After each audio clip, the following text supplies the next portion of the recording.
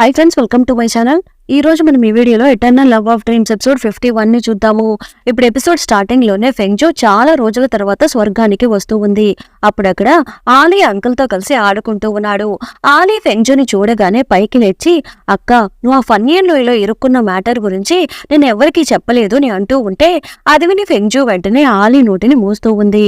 Uncle అంతలో, ఆలీ, నువ్వు ఇక్కడ నుండి వెళ్ళి కాసేపు బయట ఆడుకుంటూ ఉండు, నేను ఫెంగ్జో అక్కతో మాట్లాడాలి అని చెప్పగానే ఆలీ అక్కడి నుండి గొనుక్కుంటూ వెళ్లిపోతూ ఉన్నాడు. దోంగో ఫెంగ్జో అక్క ఇద్దరు కిస్ చేసుకున్నారంట. లియాన్సన్ తాతనే నాతో చెప్పారు, కానీ నేను దాని గురించి ఎవ్వరికీ చెప్పలేదు. కానీ ఇప్పుడు వీళ్ళిద్దరు ఎందుకు ఇక్కడ నుండి నన్ను తరిమేయాలనుకుంటున్నారో నాకే అర్థం కావడం లేదు అనేసి ఆలీ అక్కడి నుండి గొనుక్కుంటూ వెళ్తూ ఉన్నాడు. ఇప్పుడు ఫెంగ్జో వెంటనే అంకుల్ తో, అంకుల్, మీరు ఇంకా చించూకు వెళ్లకుండా ఎందుకు ఇక్కడే వెయిట్ చేస్తూ ఉన్నారు? నేను అప్పుడప్పుడు మాయమైపోతూ ఉండడము, అప్పుడప్పుడు తిరిగి రావడము కామన్నే కదా అని ఫెంగ్జో అడుగుతూ ఉంటే దానికి అంకుల్ వెంటనే, నేను నీ కోసమే వెయిట్ చేస్తున్నాను. ఫెంగ్జోలో జరగబోయే గ్రాండ్ సెరమనీ గురించి నువ్వు మర్చిపోయినట్టు ఉన్నావని అంటూ ఉంటే అది విని ఫెంగ్జో ఏంటది అని అడుగుతూ ఉంది. ఇంకా 15 రోజుల్లో నీ వెపన్ హైడింగ్ సెరమోనీ రాబోతుంది అని అంకుల్ అంటూ ఉంటే అది విని ఫెంగ్జో భయపడిపోతూ ఉంది. అయ్యయ్యో, అవును అంకుల్, నేను దాని గురించి కంప్లీట్ గా మర్చిపోయాను. ఇంకా 15 రోజులు మాత్రమే ఉంది, నేను ఇప్పుడు ఏం చేయాలని ఫెంగ్జో టెన్షన్ పడుతూ అడుగుతూ ఉంటే అంకుల్ ఏమో కూల్ గా, ఈ 15 రోజులు నువ్వు నీ నిద్రని కాస్త తగ్గించుకుని కరెక్ట్ గా వర్క్ చేస్తే నువ్వు ఆ ఫంక్షన్ కి రెడీ అయిపోవచ్చని అంటూ ఉన్నాడు. అది విని ఫెంగ్జో, నాకు ఇంక దారి లేదు, ఇవన్నీ నేను చేసి తీరాల్సిందే. అంకుల్, మీరు చించూకు వెళ్ళిపోండి, నేను 15 రోజుల తర్వాత ఆ సెరమోనీకి డైరెక్ట్ గా వచ్చేస్తానని అంటూ ఉంటే అది నీ బాధ్యత, నువ్వు చేసి తీరాల్సిందే అనేసి అంకుల్ అక్కడి నుండి వెళ్లిపోతున్నాడు. ఇప్పుడు లియాన్సన్ చెంగ్యూని మీట్ అవ్వడానికి వస్తూ ఉన్నాడు. ఏంటి, చాలా రోజుల తర్వాత నీ ఫ్రెండ్ని చూడగానే నీ మొహం వెలిగిపోతున్నట్టు ఉందే అని లియాన్సన్ అడుగుతూ ఉంటే, మీ పవర్స్ అన్ని వేస్ట్ అయినా పర్లేదు అనుకుని మీరు అక్కడే ఉండి తనని జాగ్రత్తగా కాపాడి తీసుకుని వచ్చారు. చాలా చాలా థ్యాంక్స్ అని చెంగ్యూ అంటూ ఉంది. నువ్వెందుకు నీ ఫ్రెండ్తో లేకుండా ఇక్కడ ఒంటరిగా నిలబడుకుని ఉన్నావని లియాన్సంగ్ అడుగుతూ ఉంటే, నాతో టైం స్పెండ్ చేయడానికి తన దగ్గర అంత టైం లేదు అని చెంగ్యూ చెప్పగానే, ఏమైంది, తనకి దోంహాతోనే టైం సరిపోతుందా అని లియాన్సంగ్ అడుగుతూ ఉన్నాడు. లేదు లేదు, ఇంకొక 15 రోజుల్లో తనకి వెపన్ హైడింగ్ సెరమోనీ రాబోతూ ఉంది అని చెంగ్యూ అంటూ ఉంటే, ఏంటి, వెపన్ హైడింగ్ సెరమోనీనా అని లియాన్సంగ్ అడుగుతూ ఉన్నాడు. అవును, నెక్స్ట్ రాణిగా రాజుగా కాబోయే అందరూ చించులో ఈ ట్రెడిషన్ ని ఫాలో అవ్వాలి. వాళ్ళే సొంతంగా ఒక ఆయుధాన్ని తయారు చేయాలి, దాన్ని భద్రపరచడానికి ఒక బాక్స్ ని తయారు చేసి అందులో ఆయుధాన్ని దానిని దాచిపెట్టేస్తారు. ఆ ఆయుధాన్ని నెక్స్ట్ జనరేషన్ వాళ్ళు యూజ్ చేసుకోవాలి అన్నది చించు యొక్క ఒక ట్రెడిషన్. ఇలా చేయడం ఒక రకంగా తన పదవిని యాక్సెప్ట్ చేసుకున్నట్టు అవుతుంది. ఫెంగ్జోకి అలాంటి ఫంక్షన్ జరగబోతుంది అన్న మ్యాటర్ గురించి తను కంప్లీట్ గా మర్చిపోయింది. ఆల్రెడీ తను దానికి సంబంధించిన ఆయుధాన్ని ఎప్పుడో తయారు చేసేసి ఉంచింది, కానీ దానికి ఇంకా బాక్స్ తయారు చేయలేదు. అందువల్ల ఆ బాక్స్ ని ఎలా తయారు చేయాలి అనేసి ఫెంగ్జో థింక్ చేస్తూ ఉంది అని చెంగ్యూ అంటూ ఉంది. అది విని లియాన్సంగ్ వెంటనే, ఇలాంటి బాక్సులు తయారు చేయడం అంతా దోంగుహాకి పెద్ద పనేం కాదు. ఫెంగ్జో దోంగుహా దగ్గర ప్రేమగా 4 మాటలు మాట్లాడితే చాలు, దోంగుహానే దాన్ని తయారు చేసి ఇచ్చేస్తారు అని లియాన్సంగ్ అంటూ ఉంటే దానికి చెంగ్యూ వెంటనే, మీలాంటి వాళ్ళకే ప్రేమగా మాట్లాడి పనులు చేపించుకోవడం బాగా తెలుసు, కానీ ఫెంగ్జో అలా కాదు, తనే సొంతంగా దాన్ని తయారు చేయాలని అనుకుంటుంది. అలానే దోంగుహా కూడా తన మీద డిపెండ్ అయ్యి ఉండే అమ్మాయిల్ని ఇష్టపడరు. కాబట్టి దోంగుహా ఫెంగ్జోకి ఏమైనా హెల్ప్ చేయొచ్చేమో, కానీ తనే పూర్తిగా ఆ బాక్స్ ని తయారు చేసి ఇవ్వరు అని చెంగ్యూ అంటూ ఉంది. సరే, ఓకే, అలా అయితే మనం ఇద్దరం ఇప్పుడు ఒక బెట్టు వేసుకుందామా? నేను చెప్పినట్టు దోంగుహా చేస్తే మీరు ఫెంగ్జో ఫంక్షన్ కి వెళ్ళాలి, ఓకేనా అని చెంగ్యూ అడుగుతూ ఉంటే దానికి లియాన్సంగ్ కూడా ఓకే అని అంటూ ఉన్నాడు. ఇప్పుడు ఫెంగ్జో దోంగుహా దగ్గరికి వెళ్లి బాధపడుతూ ఉంది. నాకు ఇంకా 15 రోజులు మాత్రమే ఉంది, నేను అంతలోపు ఆ బాక్స్ ని తయారు చేయాలి, నాకు ఇప్పుడు ఏం చేయాలో అర్థం కావడం లేదని ఫెంగ్జో అంటూ ఉంటే అదంతా దోంగుహా సిన్సియర్ గా వినేసి ఫెంగ్జోకి ఒక టైం టేబుల్ ని ప్రిపేర్ చేసి టేబుల్ మీద పెడుతూ ఉన్నాడు.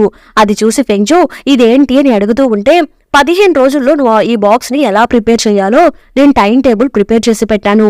డే 1, డే 2, డే 3 అని లైన్ గా ప్రిపేర్ చేసి ఉంచాను. ఈ ప్రకారం చేస్తే నువ్వు ఆ బాక్స్ ని ఈజీగా కంప్లీట్ చేసేయొచ్చు అని దోంగుహా అంటూ ఉంటే ఇది సూపర్ ఐడియా అని ఫెంగ్జో అంటూ ఉంది. ఇక్కడేమో ఇంకొక పక్క ఆ ఫన్యన్ లోయలో అందరూ కలిసి ఆ యంత్రానికి పవర్స్ ఇస్తూ ఉన్నారు. అది చూసి డెమన్ క్వీన్ కి పెద్ద కోపం వచ్చి, ఇప్పుడేం జరగబోతుందో చూడు దోంగుహా అనేసి తన పవర్స్ అన్నిటిని బయటకు రిలీజ్ చేస్తూ ఉంటే ఆ డెమాన్ క్వీన్ చేతిలో ఉండే సంఖ్యలన్నీ తెగిపోతున్నాయి. అప్పుడు అక్కడున్న వాళ్ళందరూ వెళ్లి కింద పడిపోతున్నారు. మళ్లీ పైకి లేచి దానికి పవర్స్ ఇవ్వడానికి ట్రై చేస్తూ ఉంటే డెమాన్ క్వీన్ ఒక పెద్ద పవర్ ని వదిలి అందరినీ అక్కడి నుండి మాయం చేసేస్తూ ఉంది. తన నీడని మాత్రం పంపించి చూయన్ ని మీట్ అవ్వడానికి వెళ్తూ ఉంది. చూయన్ వెంటనే డెమాన్ క్వీన్ ని చూసి మీరేంటి ఇక్కడ అని షాక్ అవుతూ ఉంటే డెమాన్ క్వీన్ వెంటనే నాకు తినడానికి కొంతమంది డెమాన్స్ కావాలి, వెళ్లి వాళ్ళందరినీ తీసుకునిరా అని అంటూ ఉంది. ఏంటి డెమాన్స్ నా అని చూయన్ షాక్ అయిపోతూ ఉన్నాడు. అవును, నువ్వు ఇప్పుడు వాళ్ళని తీసుకుని వస్తావా లేదా అని చూయన్ ని బెదిరిస్తూ ఉంది. చూయన్ ఇప్పుడు బయట నిలబడుకొని ఉంటే అప్పుడు అక్కడికి అసిస్టెంట్ వేగంగా పరిగెత్తుకుంటూ వచ్చి బ్యాడ్ న్యూస్ అని అంటూ ఉన్నాడు.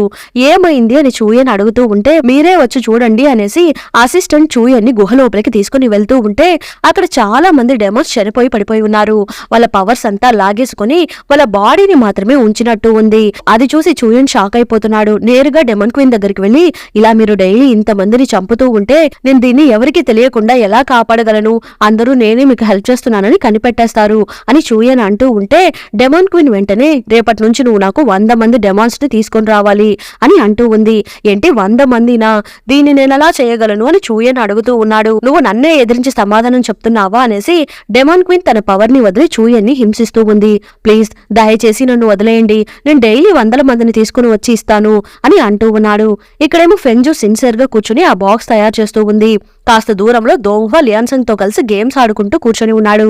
దోంగ్హా గేమ్స్ ఆడుకుంటూ ఫెంజునే చూస్తూ ఉంటే అప్పుడు లియాన్సంగ్ లాస్ట్ ఇయర్ ఇదే సమయంలో నేను నీ దగ్గర ఒక మ్యాటర్ గురించి చెప్పాను. నీకు ఒకవేళ పెళ్లి చేసుకోవాలి అనిపిస్తే చీహే ఎవరని నువ్వు పెళ్లి చేసుకోమని చెప్పాను. కానీ నువ్వు ఇన్ని రోజులు వెయిట్ చేయడం వలన నీకు ఫెంజు లాంటి ఒక మంచి అమ్మాయి దొరికింది. ఫెంజు తప్ప ఈ మహారాణి పదవి పొందడానికి ఎవ్వరికీ అర్హత లేదు అని లియాన్సంగ్ అంటూ ఉంటే అది విని దోంగ్హా ఈ రోజేమైనా నువ్వు తాగేసి వచ్చావా, ఎప్పుడు నీ నోట్లో నుంచి మంచి మాటలే రావు కదా అని దోంగ్హా అడుగుతూ ఉన్నాడు. నేనేమి తాగి రాలేదు, చెంగ్యూ నా దగ్గర ఒక మ్యాటర్ గురించి చెప్పింది. చెంగ్యూ ఫెంజుతో దోంగ్హా బాక్స్ అంతా బాగా ప్రిపేర్ చేశారు, నువ్వు తనని ఆ బాక్స్ తయారు చేయమని చెప్పి అడగవచ్చు కదా అని ఫెంజుని అడిగినందుకు దానికి ఫెంజు నాకు తన మీద డిపెండ్ అవ్వడం ఇష్టం లేదు, నేనే దీన్ని సొంతంగా తయారు చేయాలనుకుంటున్నాను అని ఫెంజు చెప్పిందంట. ఇంతకంటే మంచి అర్హత కలిగిన అమ్మాయి నీకు ఎక్కడ దొరుకుతారని లియాన్సంగ్ అంటూ ఉంటే అది విని దోంగ్హా ఫెంజుని ప్రేమగా చూస్తూ ఉన్నాడు. ఆ సమయంలో కరెక్ట్ గా చొంగ్లిన్ దోంగ్హా దగ్గర ఒక మ్యాటర్ గురించి చెప్పడానికి వస్తూ ఉన్నాడు. కానీ అది ఫెంజుకి తెలియకూడదు అనేసి చొంగ్లిన్ ఒక మంత్ర వలయాన్ని వేసేసి దోంగ్హా దగ్గరికి వెళ్లి జంట పక్షుల రాజ్యానికి చెందిన వాళ్ళని అలానే గబ్బిలం రాజ్యానికి చెందిన వాళ్ళందరినీ తీసుకుని వచ్చి స్వర్గంలో వాళ్ళందరికీ రూమ్స్ అరేంజ్ చేసేశారని అంటూ ఉన్నాడు. లియాన్సంగ్ వెంటనే ఇక్కడున్న పని వాళ్ళందరూ ఎలానో దీని గురించి మాట్లాడుకుంటూనే ఉంటారు. ఫెంజుకి ఎలా అయినా ఈ మ్యాటర్ తెలిసిపోతుంది, మీరెందుకు ఈ మ్యాటర్ ని ఇంత సీక్రెట్ గా ఉంచుతున్నారని లియాన్సంగ్ అడుగుతూ ఉన్నాడు. ఫన్నియన్ లోయలో ఫెంజుకి జరిగిన చెడు సంఘటనలన్నీ మర్చిపోవడానికి దోంగ్హా ఒక చిన్న మంత్రాన్ని వేసి తన అన్నిటిని మర్చిపోయేలాగా చేసి ఉంటాడు. అందువల్ల ఫెంజుకి ఎలా అయినా అన్ని తెలిసిపోతాయి కదా అని లియాన్సంగ్ అడుగుతూ ఉంటే దానికి దోంగ్హా లేదు తనిప్పుడు ఇంట్రెస్ట్ గా ఆ బాక్స్ ప్రిపేర్ చేస్తూ ఉంది, అది కంప్లీట్ అయ్యేంత వరకు తను దేని మీద కాన్సన్ట్రేషన్ చెయ్యదు. ఆ వెపన్ హైడింగ్ సెరమోనీ కంప్లీట్ అయిపోయిన తర్వాత నేను తనని నా సొంత ఊరికి తీసుకుని వెళ్లిపోతాను, మా పెళ్లి రోజు వరకు నేను తనని ఇక్కడికి తీసుకుని రాను, కాబట్టి తనకి ఇవన్నీ తెలియడానికి అవకాశమే లేదని దోంగ్హా అంటూ ఉన్నాడు. అది విని లియాన్సంగ్ నువ్వు నీ భార్యని ఓవర్ గా ప్రొటెక్ట్ చేస్తున్నావని అంటూ ఉన్నాడు. అది విని చొంగ్లిన్ నవ్వుతూ ఉంటే తనకి దోంగ్హా తను ఇంకా చాలా చిన్న పిల్ల, అట్లీస్ట్ పెళ్లి అయ్యేంత వరకైనా ఇలాంటి టెన్షన్స్ ఏమీ లేకుండా హ్యాపీగా ఉండనివ్వు అని అంటూ ఉన్నాడు. ఫెంజు ఏమో సీరియస్ గా బాక్స్ ని ప్రిపేర్ చేస్తూ ఉంటే తనేమీ తినలేదు అనేసి దోంగ్హా తన కోసం ఫుడ్ ని తీసుకుని వస్తున్నాడు. ఈ కేక్ తింటావా అని దోంగ్హా అడుగుతూ ఉంటే వద్దు అని ఫెంజు అంటూ ఉంది. సరే ఓకే కనీసం ఈ గంజైనా తాగుతావా అని అడుగుతూ ఉంటే వద్దు అని ఫెంజు అంటూ ఉంది. ఓ అయితే కావాలా అనేసి దోంగ్హా ఫెంజుకి తినిపిస్తూ ఉన్నాడు. అప్పుడు దోంగ్హా మీ అమ్మా నాన్నలు మీట్ అవ్వడానికి నన్ను ఎప్పుడు మీ ఊరికి తీసుకుని వెళ్ళబోతున్నావని అడుగుతూ ఉంటే ఫెంజు ఆ బాక్స్ ప్రిపేర్ చేయడంలో బాగా ఇన్వాల్వ్ అయిపోయి దానికి ముందు నేను మా ఇంట్లో వాళ్ళని ఒప్పించాలి కదా, ఒప్పించిన తర్వాతే మిమ్మల్ని తీసుకుని వెళ్ళాలి అని అంటూ ఉంది. అది దోంగ్హా కాస్త సైలెంట్ గా ఉండడం చూసి అయ్యయ్యో నా మైండ్ వాయిస్ అనుకుని బయటకు చెప్పేసినట్టు ఉన్నాను అనుకుని దాన్ని కవర్ చేసుకోవడం కోసము దోంగ్హా భుజం మీద వాలుతూ ఉంది. అలిసిపోయావా అని దోంగ్హా అడుగుతూ ఉంటే అవును అనేసి ఫెంజు కాస్త సైలెంట్ గా ఉంది. ఇప్పుడు ఫెంజు కాసేపటి తర్వాత నేను ముందు వెళ్లి మా అమ్మా నాన్నలతో మన మ్యాటర్ గురించి చెప్పేసి ఆ తర్వాత మిమ్మల్ని తీసుకుని వెళ్తానని ఫెంజు అంటూ ఉంటే అది విని దోంగ్హా ఓకే అని అంటూ ఉన్నాడు. ఇప్పుడు చూయన్ డెమాన్ క్వీన్ కి డెమాన్స్ ని సప్లై చేసేసి బయటికి వస్తూ ఉన్నాడు. అప్పుడు అసిస్టెంట్ చూయన్ తో మీరు ఇలానే చేస్తూ ఉంటే మన డెమాన్ లోకమే కంప్లీట్ గా అంతమైపోతుందేమో అని అసిస్టెంట్ అంటూ ఉంటే నేను ఇంకేం చేయాలరా, నేను తనకి డెమాన్స్ ని తినడానికి ఇవ్వకపోతే తను నన్నే చంపేస్తుందేమో అనేసి చూయన్ అంటూ ఉన్నాడు. అసిస్టెంట్ వెంటనే నా దగ్గర ఒక మంచి ఐడియా ఉంది, మనం ఇలానే మన డెమాన్ లోకం నుండి డెమాన్స్ అందరినీ సప్లై చేస్తూ ఉంటే మన డెమాన్ లోకం అంతరించిపోతుంది. రేపు యుద్ధం ఏమైనా సంభవించినా కూడా మన తరపున యుద్ధం చేయడానికి ఎవరూ మిగిలి ఉండరు. కాబట్టి మన వాళ్ళు కాకుండా రిమైనింగ్ వాళ్ళు ఉంటారు కదా, అదే ఈ మనుషులు అలానే రిమైనింగ్ క్లాన్స్ లో ఉండే వాళ్ళందరూ ఉంటారు కదా, వాళ్ళని ఏదో ఒకలాగా ట్రిక్ చేసి ఇక్కడికి తీసుకుని వచ్చి డెమాన్ క్వీన్ కి ఆహారంగా ఇద్దామని అసిస్టెంట్ అంటూ ఉంటే అది విని చూయన్ ఇది కూడా మంచి ఐడియా అని అంటూ ఉన్నాడు. ఇక్కడేమో ఫెంగ్జు ఎలాగో పగలు రాత్రి కష్టపడి ఆ బాక్స్ ని తయారు చేయడం కంప్లీట్ చేసేసింది. కంప్లీట్ చేసేసి అమ్మయ్య 2 రోజుల ముందే దీన్ని కంప్లీట్ చేసేసారని ఫెంగ్జు హ్యాపీగా ఫీల్ అవుతూ దోంగ్వానే చూస్తూ ఉంటే దోంగ్వా ఏమో హ్యాపీగా పడుకుని నిద్రపోతూ ఉన్నాడు. ఫెంగ్జు వెంటనే దోంగ్వాకి దుప్పటంతా కప్పేసి తనకి మళ్లీ కాస్త బోర్గా ఉండడం వలన ఒక డ్రాయింగ్ ని గీస్తూ ఉంది. దోంగ్వా వెంటనే కళ్ళు తెరిచి చూస్తూ నువ్వు ఎలాగో ఆ బాక్స్ ని త్వరగానే కంప్లీట్ చేసేసావు కదా, వచ్చి కాసేపు పడుకోవచ్చు కదా అనేసి దోంగ్వా ఫెంగ్జు దగ్గరికి వచ్చి చూస్తూ ఉంటే లేదు, నేను మా ఊర్లో ఇంకా ఇల్లు కట్టుకోలేదు, నేను ఇంకా నక్కల గుహలోనే ఉంటున్నాను, కానీ నాకు ఒక వుడెన్ హౌస్ కట్టుకోవాలని ఆశగా ఉంది, దానికోసమే ఒక డిజైన్ ప్లాన్ చేస్తున్నానని ఫెంగ్జు అంటూ ఉంది.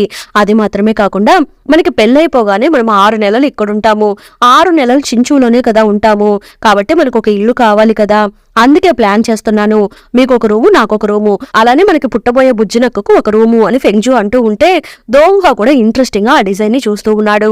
దోంగ్వా వెంటనే నాకు ఇక్కడేం పెద్దగా పని లేదు, నేను కావాలంటే చించులోనే ఉండిపోతాను, నాకు అందులో ఎలాంటి ప్రాబ్లం లేదు, కానీ నీకు నాకు ఎందుకు సెపరేట్ రూమ్స్ ప్లాన్ చేస్తున్నావని దోంగ్వా అడుగుతూ ఉన్నాడు. మనమిద్దరం ఎలాగో ఒకే రూమ్ లోనే స్టే చేస్తాము, కానీ ఒకవేళ మన ఇద్దరికి మధ్య ఏమైనా గొడవలు వస్తే మీరెక్కడ నిద్రపోతారు, అందుకోసమే మీకోసము ఒక స్పెషల్ రూమ్ ని డిజైన్ చేస్తున్నానని ఫెంగ్జు అంటూ ఉంది. ఒక బుజ్జినక్కనా లేదా 2 బుజ్జినక్కలా అని నేను ఇంకా డిసైడ్ అవ్వలేదు అని ఫెంగ్జు అంటూ ఉంటే ఒక్కటి చాలు అని దోంగ్వా అంటూ ఉన్నాడు. లేదు నాకు 2 కావాలని ఫెంగ్జు అంటూ ఉంటే సరే ఓకే, నా రూమ్ ని కూడా వాళ్ళకే ఇచ్చేద్దాము, నేను నీతో కలిసి నీ రూమ్ లోనే ఉంటాను, ఓకేనా, ప్రాబ్లం సాల్వ్ అయిపోయింది, రా వెళ్ళి పడుకుందాము అనేసి దోంగ్వా ఫెంగ్జుని తీసుకుని వెళ్ళిపోతూ ఉన్నాడు. ఇప్పుడు కరెక్ట్ గా ఆ వెపన్ హైడింగ్ సెరమోనీ కూడా జరగబోతూ ఉంది. అక్కడ ఇప్పుడు చించులో ఉండే పెద్దవాళ్ళందరూ ఆ గ్రౌండ్ చుట్టూ కూర్చొని ఉన్నారు. అప్పుడు షేయన్ గార్డ్ ఈ రోజు ఇక్కడికి చాలా మంది వచ్చారని అడుగుతూ ఉంటే దానికి ఫెంగ్జు వాళ్ళ అంకుల్ వెంటనే ఈ ఫంక్షన్ కోసము మనం ఎవరికి ఇన్విటేషన్లు సెండ్ చేయము, ఎవరికైనా ఇంట్రెస్ట్ ఉంటే వాళ్ళే డైరెక్ట్ గా వస్తూ ఉంటారని అంటూ ఉన్నాడు.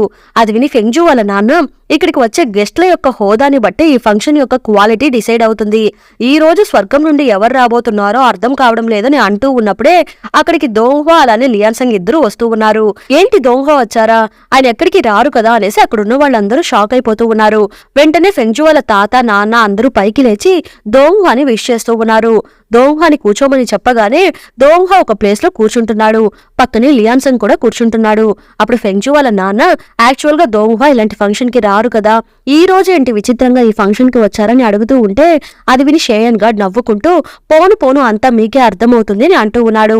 అప్పుడు దోంగ్వా లియాన్సంగ్ తో ఈ ఫంక్షన్ గురించి నాకు కాస్త చెప్తావా అని అడుగుతూ ఉంటే దానికి లియాన్సంగ్ ఇక్కడ ఒక 100 సంవత్సరాలు కష్టపడి ఒక ఆయుధాన్ని తయారు చేస్తారు, దాని తర్వాతే ఈ ప్రోగ్రామ్ కండక్ట్ చేస్తారు, ఈ ప్రోగ్రామ్ లో మ్యాజిక్ ద్వారా చాలా మంది వచ్చి ఫైట్ చేస్తూ ఉంటారు, ఆల్రెడీ ఈ ఫార్మేషన్ ని కూడా ఫిక్స్ చేసేసి ఉంటారు, ఆ ఫార్మేషన్ ని దాటుకొని ఆ మెట్ల మీదకి ఎక్కాలి, ఆ ఫార్మేషన్ లో ముందు విన్ అయితేనే ఆ మెట్ల మీదకి వెళ్ళగలరు, ఆ తర్వాత వాళ్ళు తయారు చేసిన ఆయుధాన్ని దాచిపెట్టేయాలి, ఇదే ఈ ఫంక్షన్ యొక్క కంప్లీట్ సెటప్. ఈ ఫంక్షన్ ని ఫెంగ్జు వాళ్ళ తాతనే ఫస్ట్ కనిపెట్టారు, అప్పటి నుండి చించులో ఈ ఫంక్షన్ జరుగుతూ ఉంది, సడన్ గా ఆ ఫార్మేషన్ అంతా చేంజ్ అయిపోతూ ఉంటుంది, దానికి తగ్గట్టుగా ఫైట్ చేసి విన్ అవ్వాలి అని లియాన్సంగ్ అంటూ ఉంటే అది విని దోంగ్వా ఓహో అందుకే ఫెంగ్జు రాత్రి పగళ్ళు కష్టపడి ఆ బాక్స్ ని తయారు చేసిందా అని అంటూ ఉన్నాడు. ఇది చించులో ఉండే రాజ్యవంశానికి చెందిన వాళ్ళకి చాలా చాలా ఇంపార్టెంట్ ఫంక్షన్, ఫెంగ్జు ఫంక్షన్ ని నువ్వే డైరెక్ట్ గా వచ్చి చూడడము నీ అదృష్టమే అని లియాన్సంగ్ అంటూ ఉంటే దోంగ్వా వెంటనే ఫెంగ్జు పుట్టినప్పుడు ఎలా ఉండి ఉంటుంది, నేను దాన్ని చూడలేకపోయానే అని అంటూ ఉంటే నువ్వు చాలా ఓవర్ గా చేస్తున్నావు అని లియాన్సంగ్ అంటూ ఉన్నాడు. అవును నీ చేతిలో ఏంటి ఆ గాజు బాక్స్ పెట్టుకుని ఉన్నావని లియాన్సంగ్ అడుగుతూ ఉంటే దానికి దోంగ్వా ఓహో ఇదా, నాకు బోర్ కొడుతుందని ఫెంగ్జుకి చెప్పాను, దానికి ఫెంగ్జు నా కోసం ఈ స్నాక్స్ ప్రిపేర్ చేసి ఇచ్చింది అనేసి ఆ బాక్స్ ని ఓపెన్ చేసి చూపిస్తూ ఉంటే అందులో బుజ్జినక్క క్యాండీస్ ఉన్నాయి. ఈ రోజు తనకి ఫంక్షన్ ఉంది, అందులో తను కూడా ఫైట్ చేయబోతూ ఉంది. ఈ టైంలో నువ్వు ఫెంజుని స్వీట్ చేయమని చెప్పావా, నీకు సిగ్గులేదా అని లియాన్ సంగ్ అడుగుతూ ఉంటే ఇవన్నీ ఫెంజుకి పెద్ద మ్యాటర్ ఏం కాదు, తను ఈజీగా చేసేస్తుంది అనేసి దోంగ్వా అంటూ ఉన్నాడు. అవునవును, ర్యాంక్ ప్రకారం చూస్తే ఫెంజు వాళ్ళ తాత నీ కింద కూర్చోవాలి, ఫెంజు వాళ్ళ తాత నీకంటే చాలా చిన్నవాడు, నీలాంటి పెద్ద గార్డ్ ని ఫెంజు లవ్ చేసి పెళ్లి చేసుకోబోతుంది, అలాంటి అమ్మాయికి ఈ స్వీట్ చేయడము పెద్ద మ్యాటర్ ఏం కాదు అనేసి లియాన్ సంగ్ అంటూ ఉన్నాడు. ఇక్కడేమో ఫెంజు భయపడుతూ ఆ బాక్స్ ని హగ్ చేసుకుని కూర్చొని ఉంటే అక్కడికి ఫెంజు వాళ్ళ అంకుల్ వస్తున్నాడు. ఏంటి నువ్వు ఇంకా టెన్షన్ పడుతూ కూర్చొని ఉన్నావా, నువ్వు ఇంకా చాలా ధైర్యంగా ఉంటావని నేను అనుకున్నాను నీ అంకుల్ అంటూ ఉంటే ఫెంజు వెంటనే మా అమ్మ నాన్న అందరూ వచ్చేసారని అడుగుతూ ఉంది. వాళ్ళు వచ్చేసారు, అలానే రావాల్సిన వాళ్ళు కూడా వచ్చేసారని అంకుల్ అంటూ ఉంటే అది ఎవరు అని ఫెంజు అడుగుతూ ఉంది. దోంగ్వా లియాన్ సంగ్ ఇద్దరు వచ్చారని అంకుల్ చెప్పగానే అది విని ఫెంజు షాక్ అయిపోతూ ఉంది. ఏంటి దోంగ్వా కూడా వచ్చేసారా అనేసి. అంకుల్ నేను మా నాన్న దగ్గర ఒకరిని పరిచయం చేయాలి, మీరు కూడా నాతో ఉంటారా అని ఫెంజు అడుగుతూ ఉంటే ముందు ఈ ఫంక్షన్ ని కంప్లీట్ చేద్దాము, ఆ తర్వాత దీని గురించి మాట్లాడుకుందాము, ముందు ఇక్కడ నుండి వెళ్దాంరా అనేసి అంకుల్ అంటూ ఉంటే ఫెంజు కూడా అంకుల్ తో కలిసి వెళ్తూ ఉంది. ఫెంజు ఇప్పుడు గ్రౌండ్ లోకి వస్తూ ఉంది. నేరుగా ఇప్పుడు ఫెంజు దోంగ్వాని చూస్తూ ఉంటే నువ్వు చేయగలవు అన్నట్టు దోంగ్వా ఫెంజుకి సిగ్నల్ ఇస్తూ ఉన్నాడు. అప్పుడు కరెక్ట్ గా ఆ ఫార్మేషన్ కూడా స్టార్ట్ అవుతూ ఉంది. అందులో చాలా మంది ఫెంజుతో ఫైట్ చేయడానికి వస్తూ ఉన్నారు. ఫెంజు వాళ్ళతో బాగా ఫైట్ చేస్తూ ఉంది, ఎందుకంటే ఫెంజుకి ఆల్రెడీ బాగా ఫైట్ చేయడం వచ్చు కాబట్టి ఫెంజు బాగా ఫైట్ చేస్తూ ఉంది. కానీ ఆ ఫార్మేషన్ లో ఉండే వాళ్ళు ఫెంజు కంటే బాగా ఫైట్ చేస్తూ ఉన్నారు. అందువల్ల ఫెంజు వాళ్ళని దాటుకుని ఆ మెట్ల దగ్గరికి వెళ్ళలేకపోతూ ఉంది. టైం అవుతుండే కొద్దీ ఆ ఫార్మేషన్ లో ఉండే వాళ్ళు డబుల్ త్రిబుల్ గా మారిపోతూ ఉన్నారు. 10 మంది ఉంటే ఇప్పుడు 30 మంది అయిపోతున్నారు. అది చూసి ఫెంజు థింక్ చేయడం స్టార్ట్ చేస్తూ ఉంది. ఇంతకు ముందు ఇక్కడ 10 మందే ఉన్నారు, కానీ సమయం గడిచే కొద్దీ ట్రిబుల్ అయిపోతూ ఉన్నారు. కాబట్టి ఆ 10 మంది మాత్రమే నిజమైన వాళ్ళు, రిమైనింగ్ అందరూ కల్పితాలు మాత్రమే అనుకుని ఫెంజు దోంగ్వాని చూస్తూ ఉంది. దోంగ్వా వెంటనే థింక్ చెయ్యు అన్నట్టుగా సిగ్నల్ ఇస్తూ ఉన్నాడు.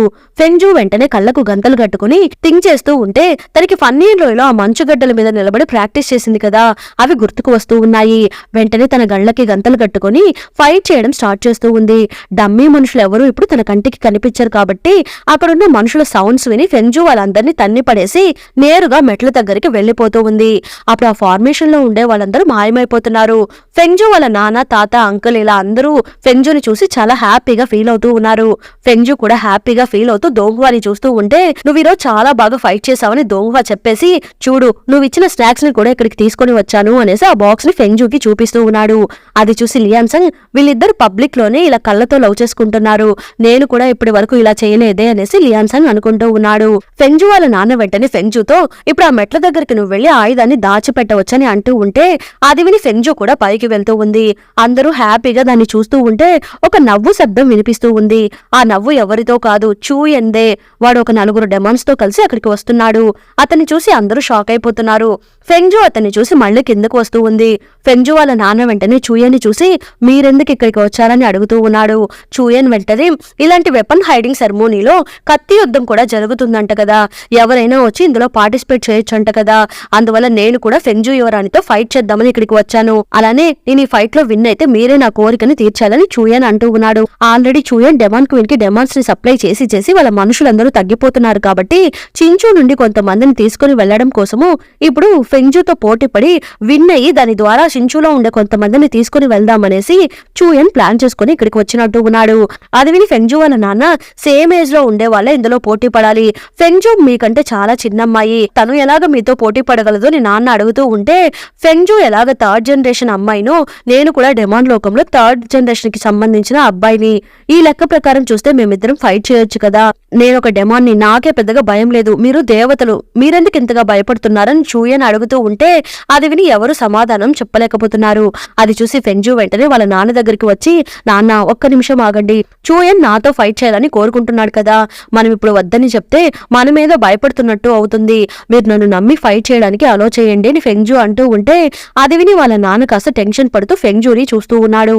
అక్కడ జరిగేదంతా పైన కూర్చొని దోంగ్వా కూడా చూస్తూనే ఉన్నాడు. అంతటితో ఎపిసోడ్ ఎండ్ అయింది. మళ్ళీ నెక్స్ట్ ఎపిసోడ్ లో కలుద్దాం. ఈ ఎపిసోడ్ ఎలా ఉండిందో తప్పకుండా కమెంట్ చేయండి. ప్లీజ్ సపోర్ట్ చేయండి. Thanks for watching.